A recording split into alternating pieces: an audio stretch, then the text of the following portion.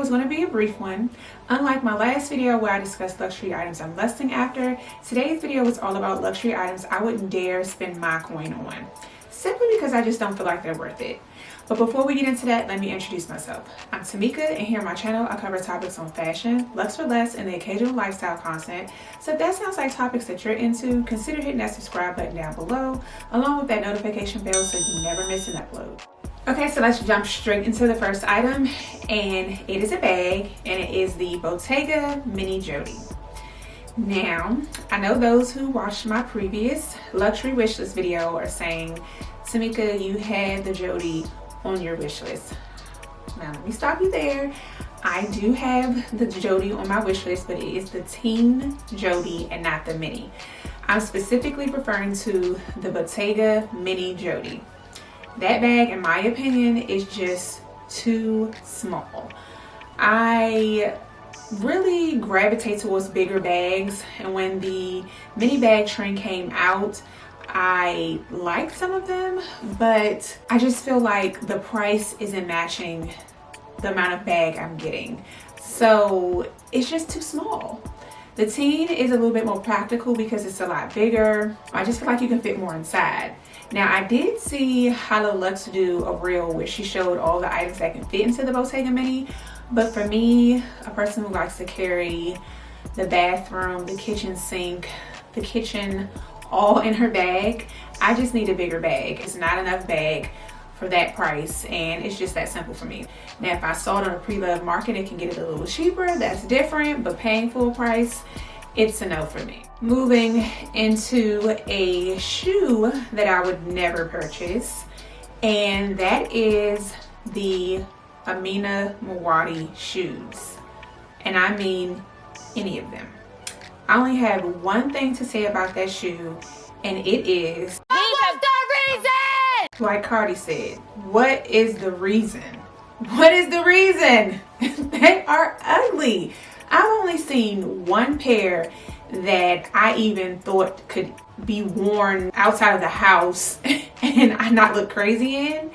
And I'll pop up a picture of it, but that is the only Amina Muaddi shoe that I've seen that's even close to being cute. Like, they are not cute to me. Nothing about any of the styles are that catch my eye. And then on top of it, they're way too trendy. We're not gonna see those 2 or 3 years from now. So paying that price, and then I walk outside of the house in about 5 years and some little kid would be like, ew, like what are those? It's a no for me. It's on the no buy list. So this next one is a jewelry piece, and I believe it's called the Cartier Clash Day or Clash Day. I don't know. Whatever it's called, I do not like it. It looks like a vertebrae.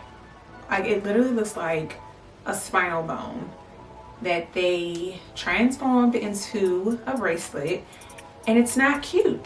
And what's even more ugly is the price. $7,000 for this bracelet. Like, who priced that? Why would I pay that much money for that bracelet? It's just not worth it to me. Like, it looks really light in weight.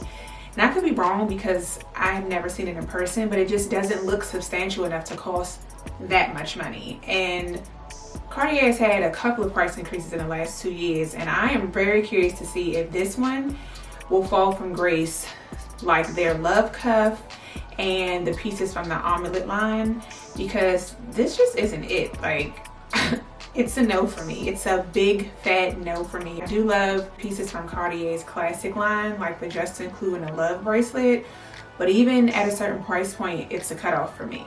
Staying within the same vein as jewelry, I'm gonna go ahead and add Chanel costume jewelry to the list. No. Do you see my face? No. I think Chanel is getting ridiculous with their price increases, period, especially when it comes to bags. But these jewelry items make no sense. The only time that you will probably see me put any money into a Chanel costume jewelry item is if it's vintage. I have one vintage pair of earrings, but the materials that they're making these pieces out of these days are trash. They've been known to tarnish, The rhinestone studs have been known to fall out. The price of a Chanel pair of earrings could run you about $3,000. And yeah, you can get it repaired, but why pay that money in the first place when you could really put that money towards a fine jewelry purchase and have you a real diamond pair of earrings with real material? I just can't see me paying those prices for a costume jewelry piece from Chanel.